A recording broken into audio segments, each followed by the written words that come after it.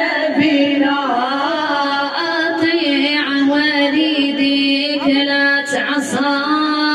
تعصاهم واحسن بهم كيف قال الله ولا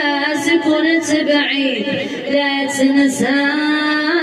تنساهم رضا الوالدين فرض الله صلى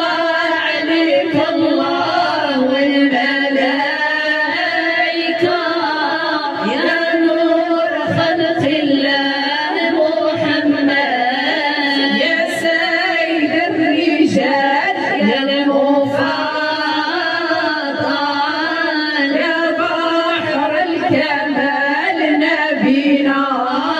لا تقول كلمة أوف لا تنهارهم ولا كبر خفاض الجناح لهم ثم واطلب رضاهم سورة الجنة هم المفتاح